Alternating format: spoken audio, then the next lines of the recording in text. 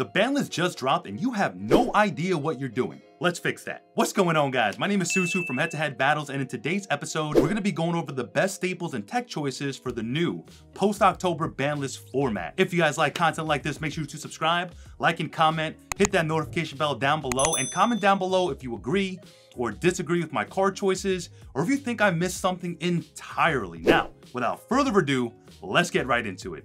The first card that I do want to talk about is Ash Blossom and Joyous Spring. If we're looking at the new format as a whole, we can break down the best decks in the Tier 1, Tier 2, and Rogue categories. Unfortunately, Ash just isn't that great against most of the Tier 1 decks. Now, unironically, against the Tier 2 and Rogue decks such as Flu, Exo Sisters, and Branded Despia, it's still a really good card to be running, at least in the side deck. Now, when you're looking at a hyper-competitive Tier 1 format, you really want to be running the most impactful cards that you can, and I just don't think Ash is going to be that great in the upcoming format. The next card that I do want to talk about is DD Crow. This card, unlike Ash, is really bad against Tier 2 and Rogue decks, but is extremely impactful when up against Tier 1 decks like Danger Tearlaments or any variant of it. Because the tier monsters need to use themselves to fusion summon, being able to DD Crow that monster in the grave will sometimes be enough to stop their turn if they drew too many hand traps or a subpar hand. Now, when you're up against Despia, Flu, or even Exo Sisters,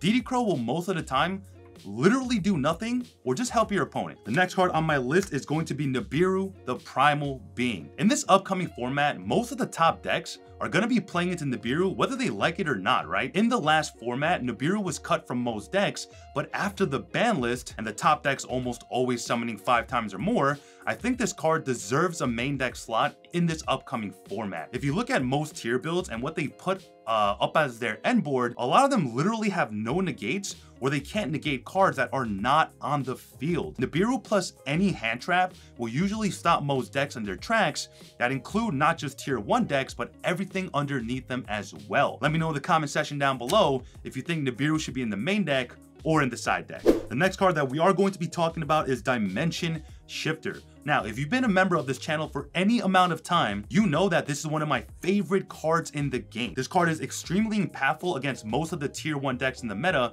and will also slow down some of the Tier 2 and Rogue decks as well. In my opinion, if your deck can main deck Shifter without also killing your turn, there is almost zero reason for you not to be playing this card, right? And here's a quick tip. If you do decide to go the Shifter route, don't play any hand traps that need to go to the graveyard because they literally cannot be activated. Now, moving on to our spell cards. The first card that I do want to talk about is Ultimate Slayer. This card has been seeing some play in the last format, and I honestly do think that it will be seeing even more play in this upcoming format. Anytime a card says that your opponent cannot respond to it, you better believe it's going to be seeing more and more play. Up against most Tier 1 decks, you're going to be able to send Entis because more often than not, they usually will have a fusion card on the field. Not only do the tier effects not proc, you can also use the Entis to pop their field spell or any other problem card such as Floodgates or even Mystic Mine if you control no monsters. Now, the next card that I do want to talk about is Lightning Storm. In this new format, I really do believe that trap decks are going to be seeing a large resurgence back into the meta. I know you don't want to hear this, but a lot of the new gameplay might just end up being defined as the Floodgate meta. Although Lightning Storm isn't very good in the main deck, simply due to the fact that most Tier 1 decks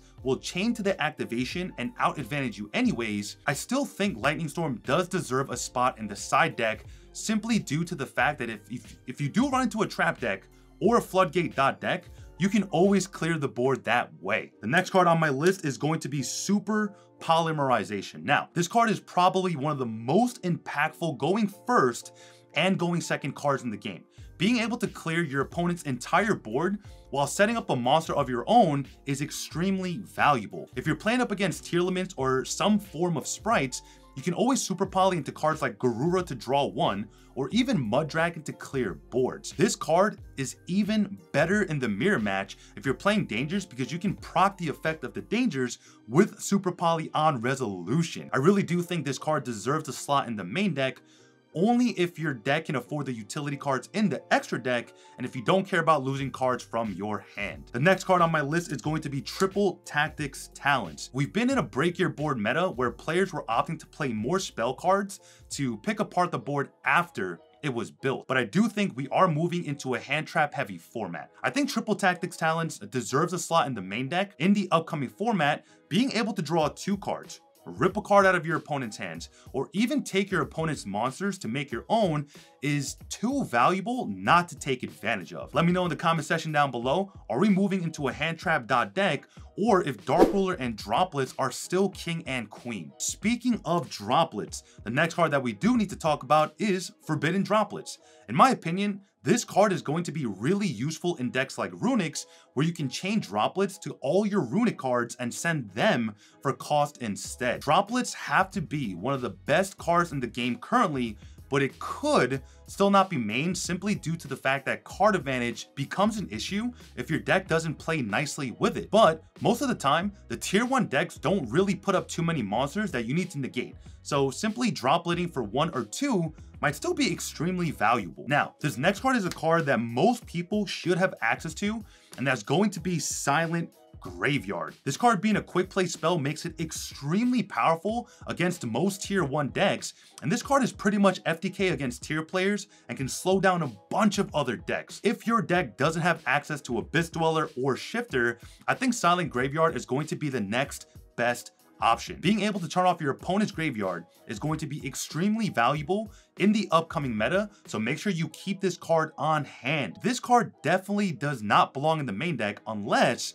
it's going to be one of your meta calls or tech choices, but I do think it has its place in the side deck in this upcoming format. Moving on, the next card is Dark Ruler No More. This has been a staple in most decks in the past format, while also being one of the most hated cards in conjunction with cards like Evenly Matched and Mystic Mine, right? The main reason why I think most people are going to side this card is most people are going to be wanting to main 12 to 15 hand traps instead. Going second, however, this card does become extremely valuable because although one hand trap may not stop your opponent from playing, one Dark Ruler will make it that much easier to pick apart their board.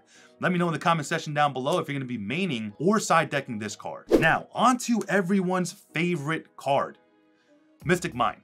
Now, before you guys start a war in the comment section, let me remind you that this card still does exist, hasn't gotten banned, and unfortunately is something that we are going to have to deal with moving into the new format. So Mystic Mine accomplishes 2 things. 1, your opponent must interact when it's activated, and 2, if you have cards like Droplet or Dark Ruler, it's probably going to resolve most times, right? If your opponent isn't respecting Mystic Mine and isn't playing it out in the main deck, then you're going to make an enemy, but still end up winning that game. Let's just accept that this card is really good and move on to the next card. The first trap card on the list is going to be Infinite Impermanence. Now, if you decide to play a deck that is all gas and no breaks, Imperm is still a really good card to play because 1, it doesn't play the Triple Tactics Talents, and 2, even if you draw it going second, it still becomes a card that you can use to trade negates with. I think this card most of the time does belong in the main deck, and if you do decide to go the route of all gas, I highly recommend you play at least the Imperms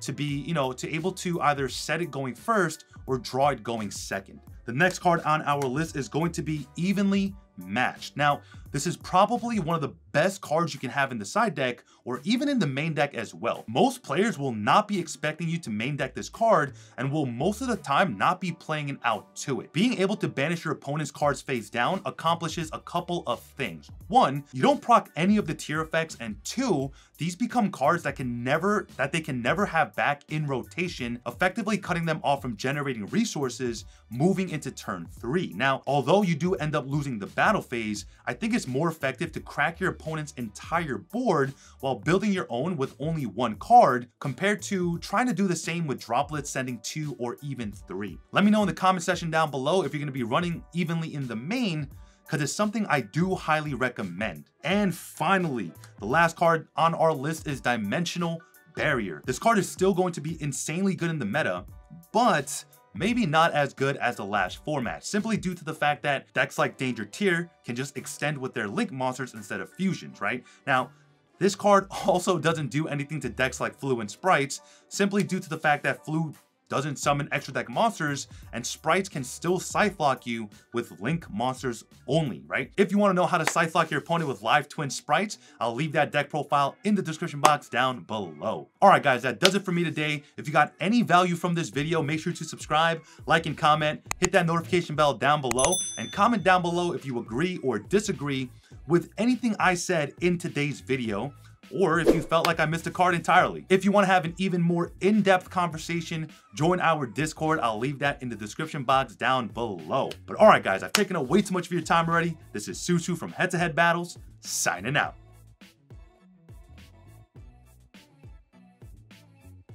What's up, guys? If you haven't subscribed, make sure to click that button right there in the middle. Also, if you haven't watched that video that YouTube is recommending you, it's probably crazy, all right? Go watch it. This is Susu from Head to Head Battles, Head to Head Battles, signing out.